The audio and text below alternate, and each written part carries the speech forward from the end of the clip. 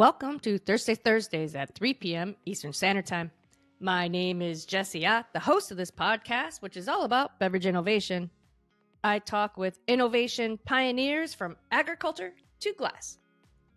Thank you for listening, and be sure to subscribe to be notified of all new episodes.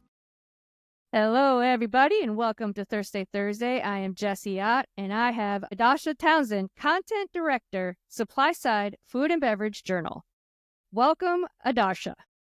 Thank you so much, Jessie. It's great to be here. Thanks for inviting me on. Yeah, no, I'm super stoked. You're doing a lot of great things out there and a lot of work in our industries, and you cover both food and bev, and I really wanted you to come on and kind of talk about what you're up to. I know you've been traveling a lot as well. We actually met through Taylor Foxman's group. Mm-hmm. We were on a meeting together and kind of connected that way, and then just kind of kept in touch, and now we're able to record your podcast. Yes, very excited. I love Thirsty Thursday. I mean, I used to have that hashtag on social media all the time, and it always generated a lot of engagement. So kudos to you for naming a podcast after it. You're the only one that's ever told me that. I didn't know what I was doing clearly, and whatever, who cares? It's the biggest, fastest decision of something I've ever made in my life. So for that, I'm kind of proud, because I'm usually one of these people that hang out and like make sure and test it and blah, blah, blah. Anyway, I went to the first Podfest and they're like, well, why'd you name it Thursday? I go, because it's fun and it's a beverage podcast. Well, what do you talk about? Well, wine, beer, spirits. And he's like showing me how you could have named it any of those, but whatever. Thank you. I appreciate that. It covers the spectrum. It does. And, obviously, my heart and soul is in food and beverage, so we cover both. But yeah, that's kind of funny. Thank you for saying that. That excites me. So where are you calling from? I am in Chicago. Chicago, the Windy City. You guys have had a fun winter. Actually, it's been a mild winter. It's been mild? It's been pretty mild since about 2019. It hasn't been crazy. Haven't gotten a lot of snow. So I'm straight. I'm good. Well, that's great. That's going to be the 60s next week. Wow. Well, I guess it is kind of coming to the end of February or beginning of March. It can be up or down. I'm from Iowa, so I remember playing basketball outside on the playground in March, wishing for it to be warmer because there's ice patches all over, and it's like, when is this winter going to get over? So actual warm weather, though, actually finally trickles in at about mid to late June. Real warm weather here. Yeah, I'll tell you, my wife and I love Chicago, and we've been up there a few times for a couple of concerts at Wrigley Field, and they're in July. Yes. And I find myself in long sleeve shirts. At night. It's chilly. Yes, it does. Yeah. I'm from Iowa, so I'm not foreign to cold. I mean, that's why I'm in the South. Anyway, back to you. So are you from Chicago, born and raised? I've been here all my life. I wasn't born here, but I've been here.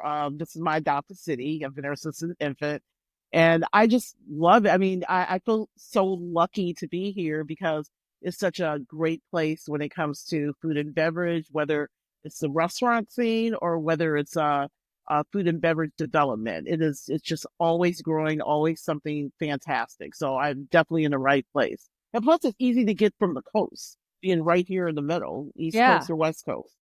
Yeah, you're just a few hours. Mm-hmm. Dallas, LA, Chicago, New York, or even in, Canada, for that matter. Oh, God, yes. Yeah, that's a good point. Because a lot of times we have to go through Chicago to get to somewhere. Yes, I love it. You are certainly a big hub. So how did you get involved in the food and wine business? Start from the beginning. Okay. All the way back. So all that far back. Well, I was always into fashion, and so that was like always my thing. I went to school to become a fashion illustrator, but then I was always really good at writing. So my mom was like, put the two together, write about fashion. So I moved to New York for a couple of years, had a couple of internships, but because there was so much interest in those internships for fashion at these publications, and there was very little interest in food, they put me in the food section because everybody was fighting to be either in entertainment or food or fashion. Yeah. So I was like, okay, food. I don't really know anything about food, especially coming right out of school. And these were Yeah. not the days. This is the ancient days. We're talking 30 years ago. This isn't when everybody was like a foodie and everyone was Right. clamoring with their Everybody blogs had and being an brunch. influencer. Right. No one was doing any of that. Everybody was about fashion and sports and entertainment and, of course, and music, of course, very, very music centered then. So I was lucky enough to be at the kind of like the dawn of food, really food, interest in food when nobody was really feeling it.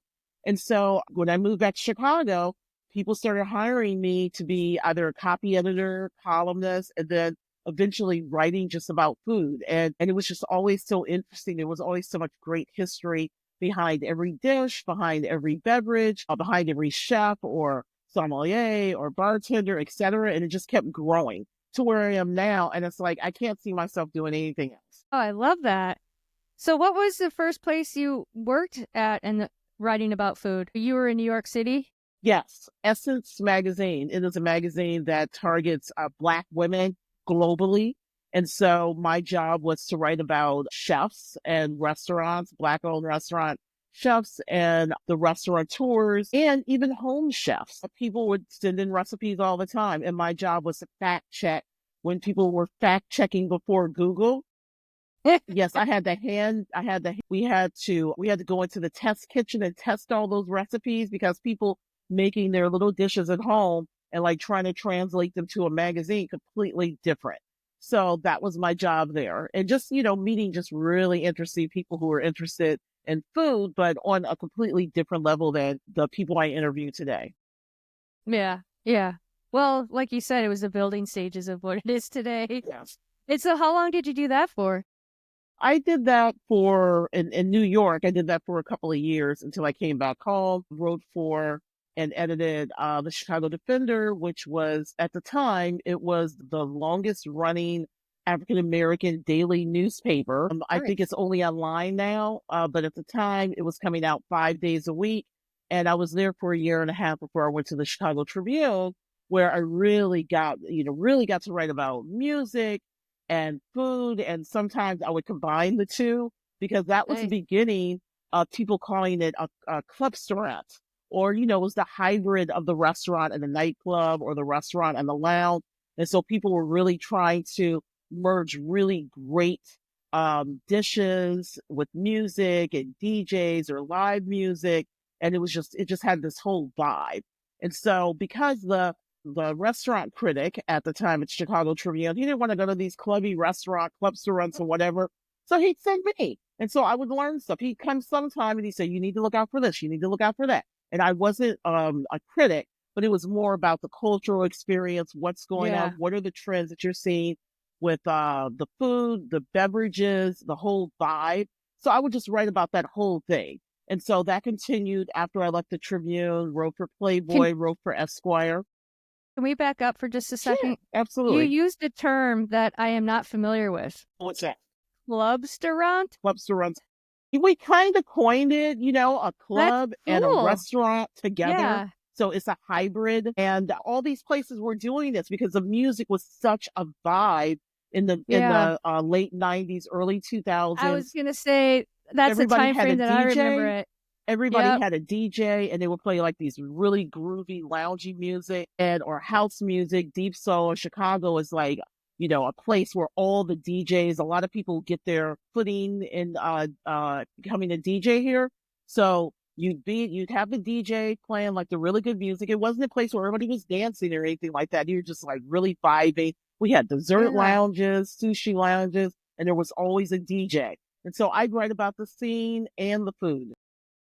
How cool is that? It was fun.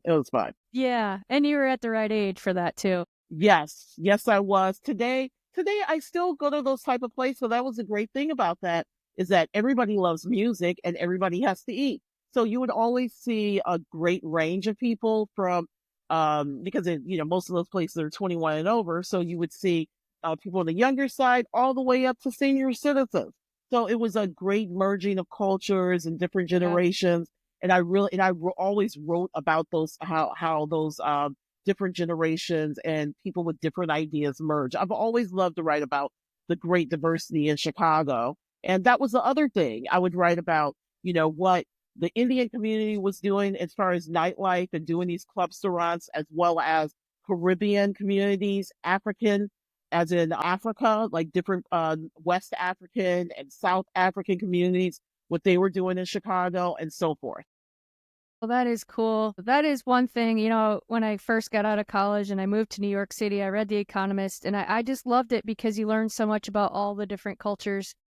And, I always thought I'd be working for the IMF just because I wanted to just study those cultures of people and understand, their food, their music, their all the things. So I've done that on my own through buying different music that I have in my collection. Putumayo Records, I don't know if you've ever heard of them, but they have a great collection of music from all over the world. And Nice. that's been my connection.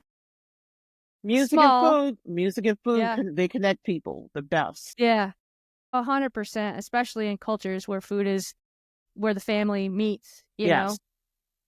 Yeah, which I love that. My mom and dad, and when we were growing up, you had to be home by 6 o'clock, or my dad would find me and take me home. 6 p.m. the whistle would blow. Yeah, I was either on my bike or my roller skates. Okay. Okay, that's fair. That's fair. Yeah, my dad knew the two places I'd be, so anyway, so that was important in our family to do that.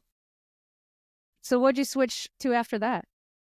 Basically, when I left the Tribune full time, I continue. It's funny because when I left there full time, I was able to write for whomever I wanted, and I still did television because that's a whole other story. How I've always been on Good. television talking about these trends, these food and beverage and cultural trends, and how food and culture mix. So how they mix and how they blend and how they rely on one another. And so local television, national TV, I've done many things there, but I just continued, just writing mostly, editing mostly. And then eventually I found my way to this side of journalism, which is B2B, business to business, where the content that I'm creating and strategizing is content to help other businesses do better. And it's not the restaurant scene, it's food and beverage production. So it's the very basics of what you need to know about developing a food or beverage product. So it's all about the supply chain. It's all about Mm-hmm. knowing the right ingredients, sustainable ingredients, just how to make something that is supposed to be better for you, how to make it taste better. That's the most important thing because you can have the healthiest food or beverage product in the world. But if people don't like the way it tastes, then they'll buy it once and they'll just be like, okay, I'm looking for something else. So we try to help people find those solutions. These businesses find those solutions to this is the best option possible and it's still sustainable. Okay, awesome. And so what do you have events that you go to that are specific to what you guys are doing? Absolutely. Being at, as you know, Supply Side Food and Beverage Journal, it's owned by a larger company called Informa PLC. And then for our division, we're Informa Markets North America. And under there's health and nutrition, and there's two sections. There's the supply side team, and that's us, the food ingredients, the developing part.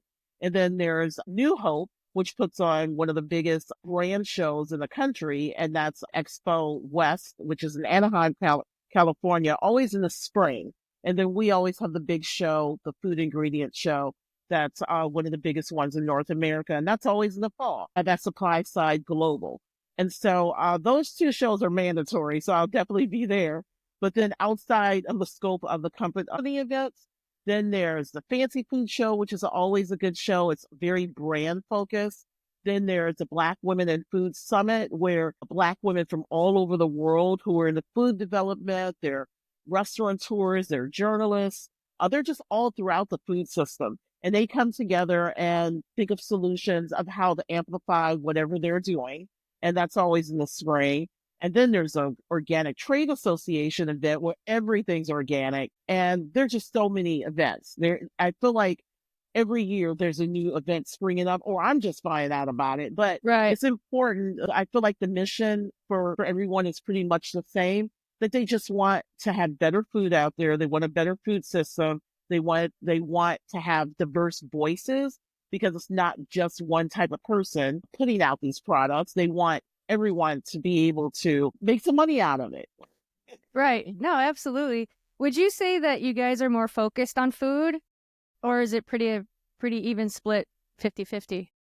I'd say that it's pretty even split between food and beverage. And I would say that because there's so much white space in with functional beverages.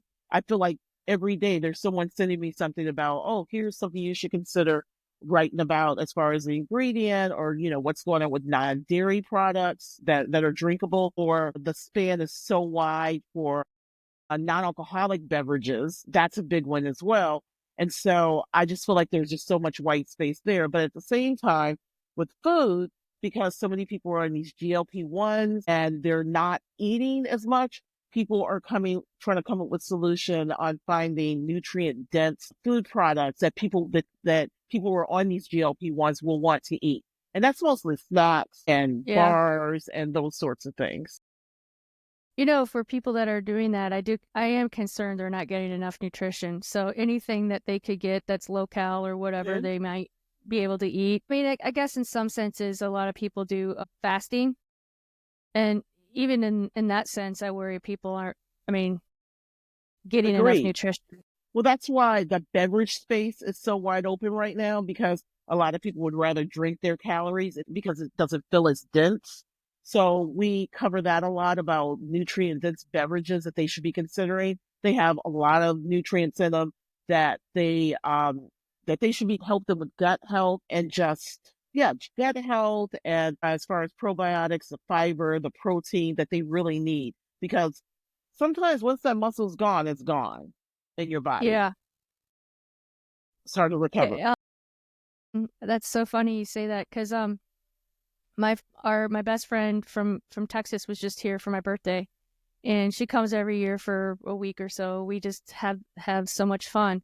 But her husband's been basically using his body as a testing ground, and he started doing a 55-hour fast, and like the end result was, well, I don't know how to keep my muscle.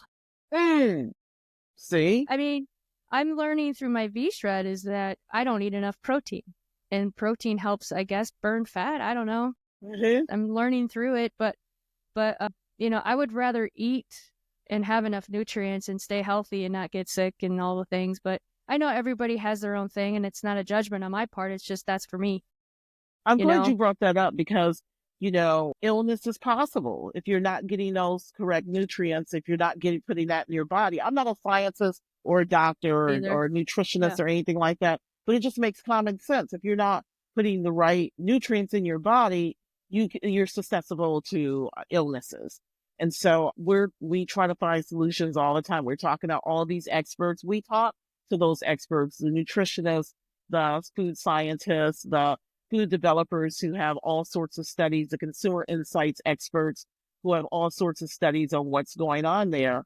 And then we rewrite it. We make sure it's very balanced as well, because there's a lot of things that are happening right now that are going to change as far as regulation. So we make sure that we're getting all of the right information. Yeah, especially if tariffs start happening. I mean, supply chain is going to be affected. You may have to source from different places.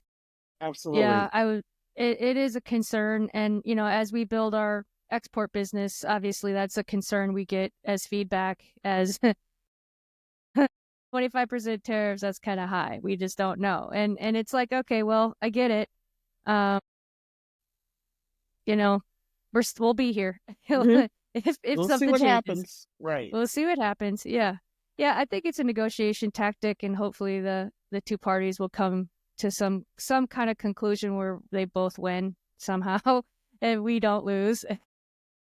Same. So that would be good. Yeah, which is not all bad. So what are you seeing as, like the micro trend? I mean, I would say I know food. I mean, I know beverage a lot more than food. And so what we're seeing over here, obviously, is these cups and high noons, and these RTDs are they're killing it. And the regular spirits, the tequila's slowing down, but it's still up there.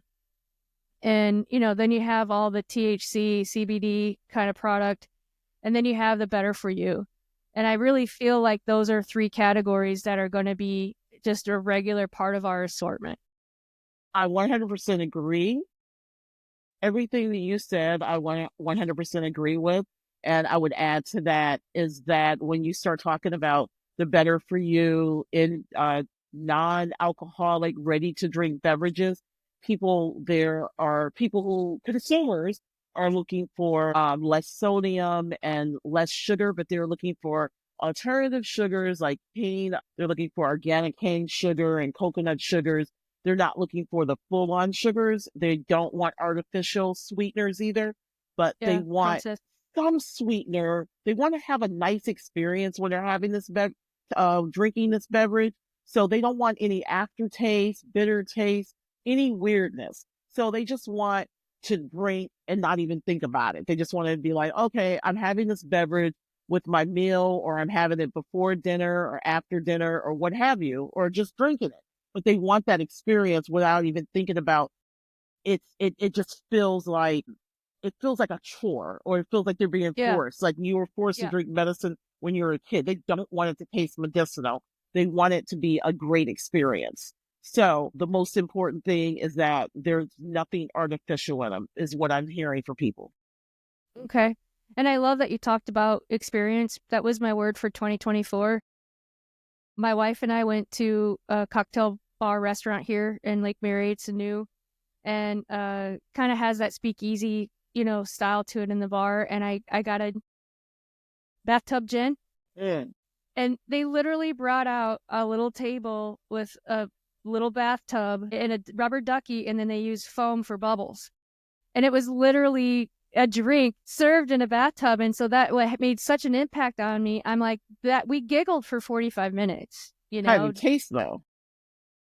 What's that? How did it taste? It was great. Okay, good. It was really good. And so for me, I was like, the experience is so important to branding. And then I felt like this year, because the competition is increasing, that you're really going to have to elevate what you're doing, because there's so much competition from all over the place that you're really going to have to figure out a way to stand out. Absolutely. That's why you'll find more unique flavors out there, flavor profiles when it comes to these beverages. People want to see shorter ingredient lists. So they want to see clean labels when it comes to those ingredient lists. And they want to be able to recite whatever stories behind that product. So it's important for the brand to really tell a great story about, why did I start this, whether it's an alcoholic beverage or non-alcoholic beverage, why did I even start this? Why am I in the game? And if you have a great backstory, people just really love that.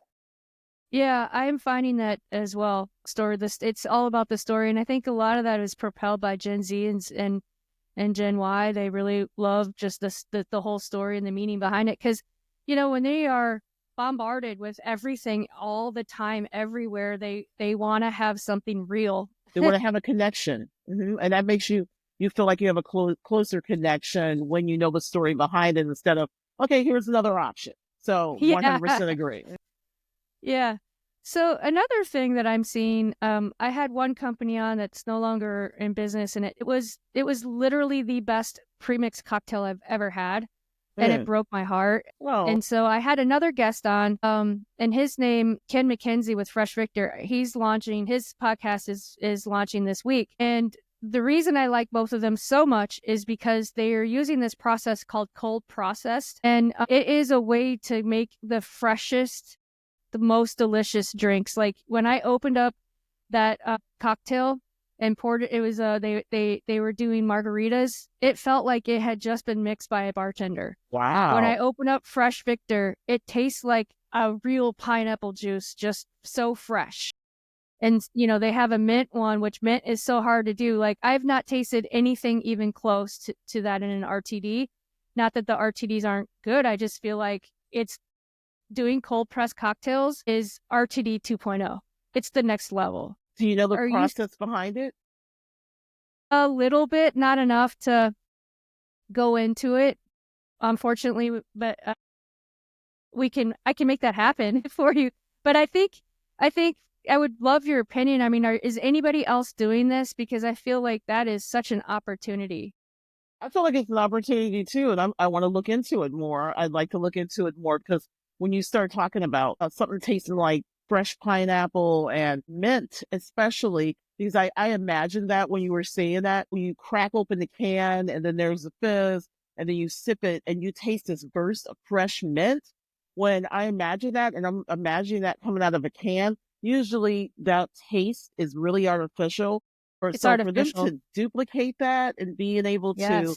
have it taste like a freshly made margarita or mojito or Yep. whatever beverage, whatever fresh juices, that's pretty phenomenal. So I definitely want to look into that and see if that's also happening in the wellness community. I'm gonna look Yeah. into it. I think you should, and I can connect you with Ken. Probably he'd be great resource to talk about it because he's figured Fabulous. all that out. He's got a company he uses in California, and it's a family owned business, and they're kind of working on it together. I would love to get the margarita team connected to him too because he sold 4 tequila brands. I think about it all the time. Like I would just try to figure out how to make it happen because I think it's different. No one's doing it, and it'll blow everybody away. Yes, Honestly, I it did agree. me. Yeah, and they last, but it's a different type of process, and in heat it expands, and so there's a lot of refrigeration and certain things you have to do with it. So what I've been doing with Victor is I'll pour like a little shot in a pint glass with ice and just pour water on top of it, and then I get fresh fruit juice every day, and it helps me get my 36 ounces in the morning with different flavors. It's so Nice. fun. Yeah, and I think the sugar, there's a little bit of sugar, so that is a concern for people that may be, not able to eat sugar. But anyway, that's kind of what I've been doing. It's been a different experience. So I'm interested in your thoughts on that after you I am try some. too. Yes. Yeah, Thank you. yeah, yeah. Of course, of course. Any other big trends that you're seeing? I would say one on the food side. I just interviewed Jake Carls of Midday Squares. Have you ever heard of them? So they're doing snack bars, but instead of putting them on the regular shelf with all the other snack bars, they're putting them in the cold refrigerator. And I thought that was really interesting. Is that a movement that you're seeing on the food side? Not really. Why does he put them in the food section? Because there's no preservatives, and cold is a preservative, and they wanted to be out of the busy section of all the other things and be different. That's going to be a It's shorter part of their shelf life. strategy. Yeah, it's a shorter shelf life. No, as far as the nutrition bar space, everyone is fighting to be shelf stable from what I've seen. The ones that do have dairy in them, the few that I know that have dairy, the ones that are coming to mind right now, they still manage to make them shelf stable. So I'll look into that as well to see if that's starting to be a trend as well. I know two Yeah, things. I know it's going to be really expensive. And the second thing, as I said before, shorter shelf. yeah. They probably are a little bit more expensive, but they're all raw natural ingredients, and I would consider it a better for you category probably, you know. Yes. But that was just their way of differentiating. A lot of different He flavors as well. Yeah, yeah, I think they have like 4 to 6 different flavors. I have to try them. They're at Target and Costco. So, no, Costco Canada. They're in Target and I think Sprouts or Fresh Markets. Okay. In So Chicago, we have fresh markets and Target, of course. yeah, yeah. So you might be able to find them. They're in the refrigerated section. I was just curious because he's that storyteller guy. He's the one out Oh, there telling his story. So he's on LinkedIn. He's got a lot of followers, but he's out there telling the story, how hard it is and what they've accomplished. And he's become a brand that people, when Midday Squares win, everybody wins, and we're all happy for him because we're there with him, throughout the whole process. So it's kind of cool. okay. Yeah, I'll connect you guys. Okay. Thank you. I'm getting the hookup during this podcast. Well, it's kind of a superpower, I guess. I'm just a connector because I feel like if there's a way to, connect people for their mutual better interest, why not? That's right Yeah. on. I love Yeah. it. But sorry, back to you. But we're good. This is what I do. I'm just so curious. all the time of the new products that are happening and what's going on out there. It's just fun to talk to someone else. Like, most people are food or beverage or whatever, and not very many people are like you and I who kind of dabble in both. Although I am definitely more beverage centric than than you are. So, but that's okay. Doesn't matter. Anyway, so as far as trends, we kind of talked about that. Is there anything else that you're seeing that you want to talk about on the podcast? Sure. Women's health as a woman who's going to be a certain age, going into that stage of being a certain age, I have to be really a lot more careful about the foods and beverages that I eat and make sure I include more fiber and more protein. I have a personal trainer slash nutritionist now, and he texts Yay. me every day and he's like, did you get the nutrition in? How's that nutrition going? How much fiber? How much protein? So, for the first time in my life, I'm really paying attention to what's going on as far as protein and fiber and everything that I eat. And Yeah. and I'm not the only one. There are a lot of women who are my age who are in this business who are also looking at that, and they're starting to build products, or they're starting to make better products, improve their products to make sure they have more fiber in them. And I'm not going to call on any names, but there are a few products I absolutely love. And I'm like, it doesn't have a lot of fiber. I only see that you have very little fiber. This particular person said that she was reformulating one of her products to include more fiber because she's a woman of a certain age as well, and include more protein because people absolutely love her products, but it's just a snack. It needs to be more functional.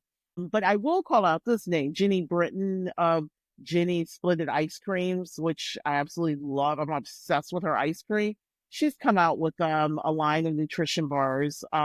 She came out with them in January, mid-January, and they have those flavors that people love, like cranberry and lavender in her ice creams. And she's taken those flavors, those fun flavors, those different combinations, and she that are usually known for in her ice creams, and she's putting them into fiber bars. So things like that are making it interesting.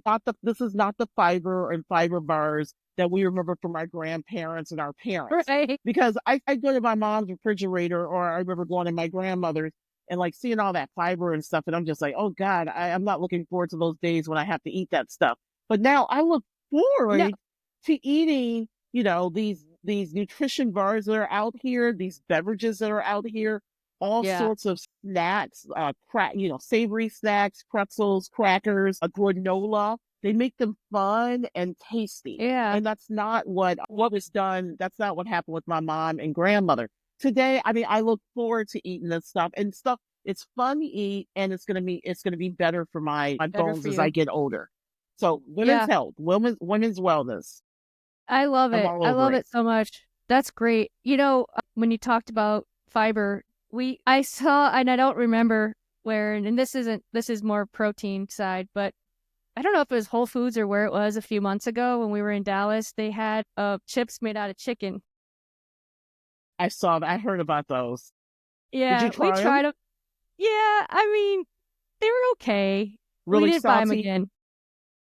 Yeah, they were salty, and the texture is weird, but I mean, what a great idea to try, right? Like, if you could get that down, that would be awesome. Right. There's a pizza dough made out of chicken. I think it's chicken breast. Or chicken skin. I don't know, but instead of it has less carbs in it, and so I had a slice before, just a slither at Fancy Food a couple of years ago, and I only had the little slice, so it tasted fine. But I feel like if I had like a couple of slices, like you usually do with pizza, it would be really salty as well. Yeah, that I would like to try that because I don't eat gluten, or at least I try not to, and so that would be an alternative. That's right. It's gluten free. The cauliflower is okay. Okay. It's okay. Okay. And it's usually, and a lot of times it's not 100% cauliflower when they do those cauliflower flowers. I mean, crusts, a lot of times they have gluten in them, so you have to be real careful with those, as you know. Yeah. Yeah, very true. So let's shift over to you on talking about any mentors that were, instrumental in any career choice that you made or maybe moving Oh, back home. okay. Interestingly enough, all of my mentors have been men. They have been That's men. great. That's Starting okay. with well, I mean, I would have loved to have some female I mentors, know. but they just happen to all be men. They were all really encouraging, all pushed me to the next level. And that started in college. So actually it Nice. started in high school. Mr. Hunter, he's no longer with us, but he was the one who was like, you need to be on the school newspaper. And he was like, your talents are being wasted. I'm sitting there drawing all the time. And he's the one, I was like, what's journalism? What is that? And he was like, that's what the school newspaper is. And I'm like, okay, this is high school now. And so I was I like, love it. oh, okay. So he got me in a newspaper. I created with Ryan Daniels, who was my co-columnist. And we had this cool column called Info Fashion. And so, yeah, so we write about food and fashion. So even junior senior year, I was writing about food and fashion, and it was just fun. We'd write about to get people to read it. We pick somebody that we really like and love their style, and we would say this is the style icon of the month. And we write about somebody in high school. We were doing this, and we would say Fun. why we thought that person was fabulous, and then our high school was in an area where there were all these like mom and pop owned restaurants. And so we say, we have this column and we like to write about you. And then they would bombard us with food. And they were like, here's enough food for your whole newsroom, or come and have a free meal, bring your family. And we did. And so That's we some perks. and so we'd write like a little, mini review about them. So I'm saying all this stuff about Mr. Hunter, but Mr. Hunter is the one who actually got me into journalism. So he's number one. And then all throughout in college, I had Mr. DeZutter. And then in college at first for the school newspaper and magazine. And then I can't even remember their names for when I transferred schools and went to Columbia College in Chicago. I had like two or three, and then it just goes on. But they've always been very encouraging and straight to the point. Was like, you could do so much better. Do this. Don't mince your words. Get in there and interview. Be aggressive. Be yourself, and look people in the eye. Have a firm handshake. And I've always done that. Yeah, that's awesome. I'm so glad that you have those great experiences because not everybody does. That's true. And I try to be the great experience for people. I've mentored lots of young people, male and female, and I say those things that they told me to do, firm handshakes and look people in the eyes and have a strong voice and a strong presence because, why cower? There's so much competition in this industry right now. You have to stand Yeah. out and you got to but be yourself at the same time. Don't try Yep. to be somebody else. You got to be yourself always. Yeah. Yeah. Absolutely. So, do you have any resources that you use? Whether it be industry or even on a personal level or professional, leadership. Oh, that's an excellent question. I'm gonna have to get back to you on that. Usually, Yeah. No worries. yeah. I read a lot of people's content. I look at a lot of our competitors. Idea wise, I just sit and I think about what I'd like to see and what I think other people need to see. We have our own editorial board at Supply Side Food and Beverage Journal, where those people are a great resource there. It's full of food scientists. We have food scientists, CPG, brand owners, consumer insights people, and one person whose main job is to be a procurer. And so those people are great resources when it comes to what should we be doing as far as content. What are we missing? So we talk to them on a regular basis. And so Yeah. that's the resource that immediately comes to mind, those people. Well, yeah, and they're very important, right? And Very they're knowledgeable. working on different angles of different things all the time. To pitch, I'm sure, to you guys. So what about any pain points that you're seeing in the industry? I mean, we know the supply chain and the the regulatory environment, but is there other pain points that you're seeing, whether it be on the food or beverage side, that you want to mention? The supply chain, as you said, is a really big issue. Also, just the fact that prices are going up on everything, and it hasn't become a huge issue right now, but it's going to be. It will. Excuse Yeah. me. I was just, with the egg crisis that we tend to have going on in certain parts of the country, we went to our local Publix and it's fine. We got plenty of eggs and they're not gouging us yet. Yeah. But what I fear is all the big, companies that need eggs to make all their products. What's going to happen to the price of all those products? Because their cost of goods are going up so high. They're going to have to look for alternatives to eggs. A lot of people are doing that, or they're going to have to use an alternative and some egg. So they're going to have to use less of the egg and then find something to make up for that.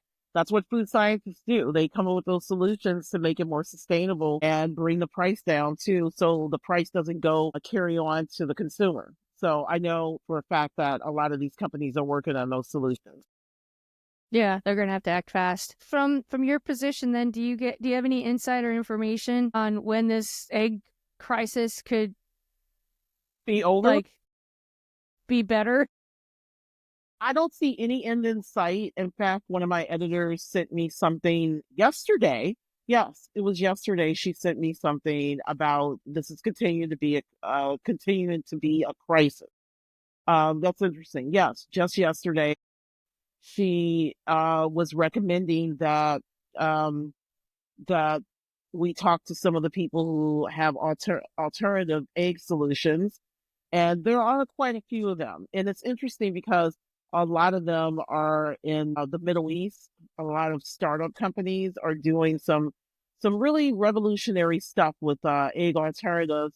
And I've tasted the product. I mean, not the ingredient, but once they put that product in a pastry or a bar or a beverage, I've tasted the end product, and I'm like, wow, this is pretty good. I don't miss the fact that this is an alternative to the egg.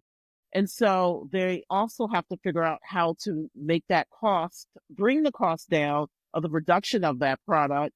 And most important is that the price won't fluctuate. So companies would know that, okay, there's an egg crisis. I'm going to have to go with this alternative. It's not going to go up as a result of the way that the egg prices are going. So there are quite a few companies out there that are looking at that solution. Yeah, because there's no end in sight.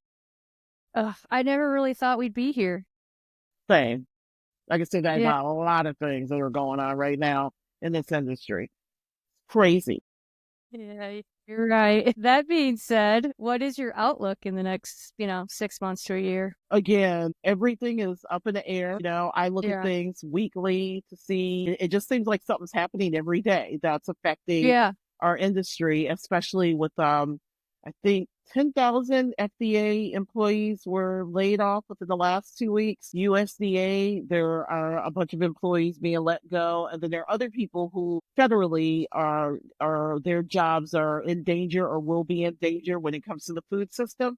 And so all that, I feel like it's going to trickle down at some point and affect everyone. So that's on the business side, and that's going to affect everyone, consumers, everyone. But on a good note is that, I mean, there's really no positivity when it comes to that, but it does make people think about how to be more creative and innovative.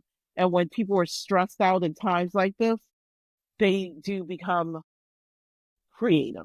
And so it'll be interesting to see what kind of innovations come out of this. I'm looking forward to all the education sessions and all the upcoming shows, because these type of solutions are going to be talked about a lot, from Expo West to Supply Side Global, Supply Side Connect New Jersey. These are the questions that people they want answers to.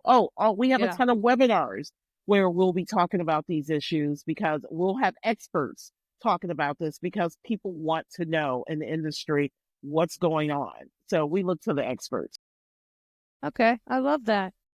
Well, in the final most important question is, what are your passions outside of work? Kind of gave you a hint to that. Fashion. I love, Yeah. going to fashion shows, looking at fashion, seeing fabulosity on television. I have some favorite television shows, and I look at just to see what they're going to wear. What's going on. Some of it, I'm at an age now where I dress. Well, I've always loved the classics when it comes to fashion, and then I throw, something trendy in there.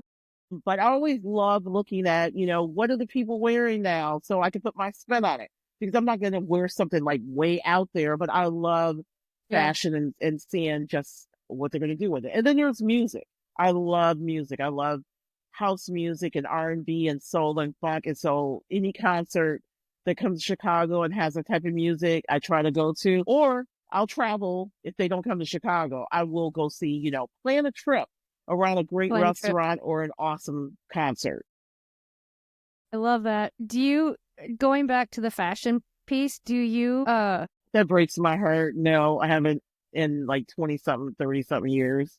No, I just don't have time. I sat yeah, down and I tried to scribble and it just doesn't come out like it used to. It just used to be really organic.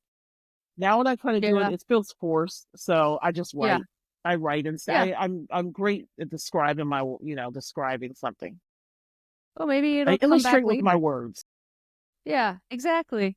I mean, Maybe one it day. would be yeah, I mean, even like in retirement, it would be healthy for you to design and keep your brain alive and give you something to do that you're not busy over here doing all the things. Your mind is clear, and maybe you'll have different visions. Yeah. And like keeping my mind clear, yoga, Pilates, weightlifting, Yep. walking on the treadmill.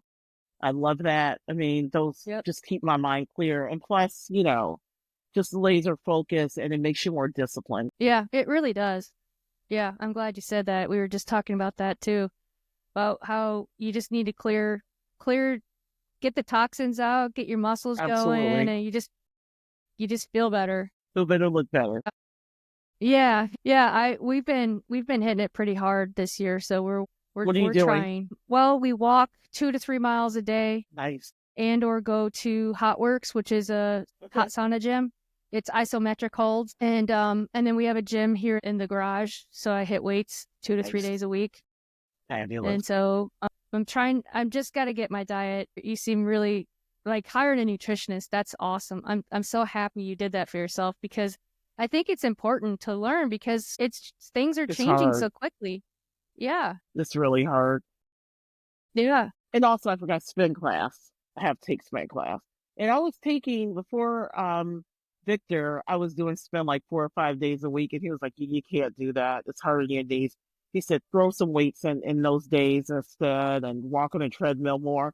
And it's done wonder for my knees. I mean, he's not even 30 yet. He'll be 30. Well, did he just have a birthday? He'll be 30 this year. But he's Nice.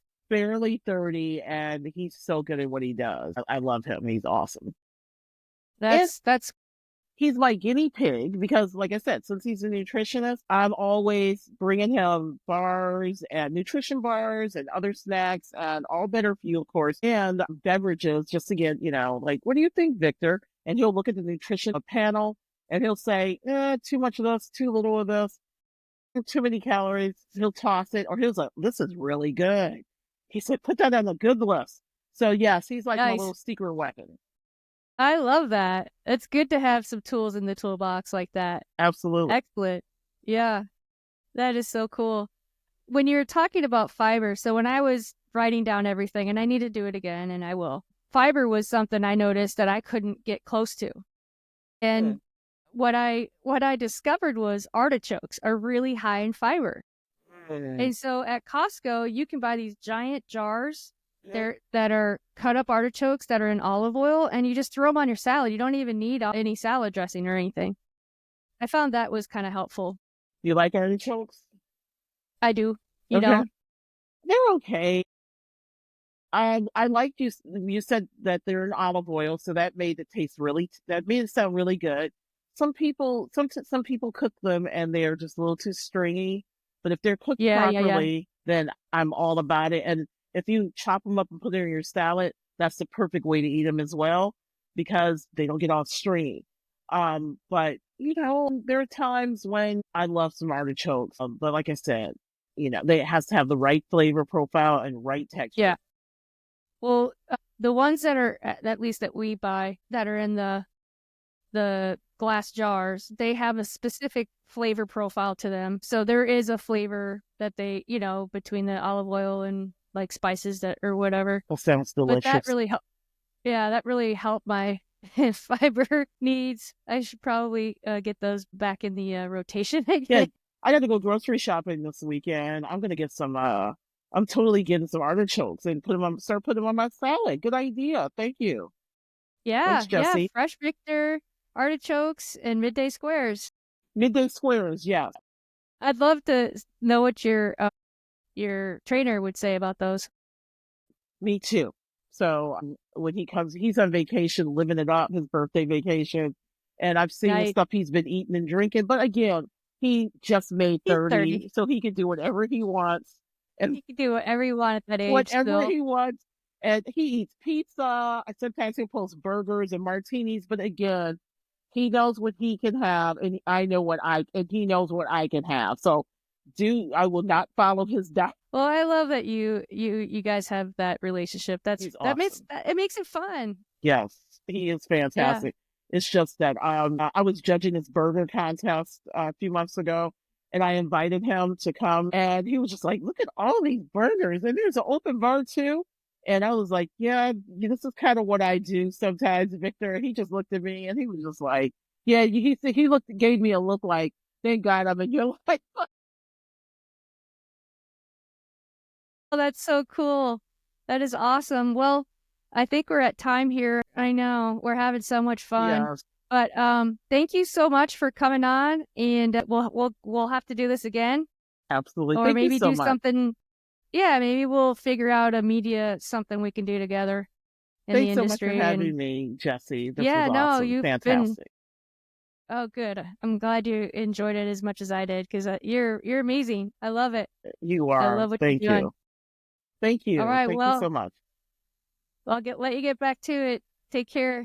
Okay. Have a great week. Thank you so much, and talk to you soon. Produced by Fedora J Productions.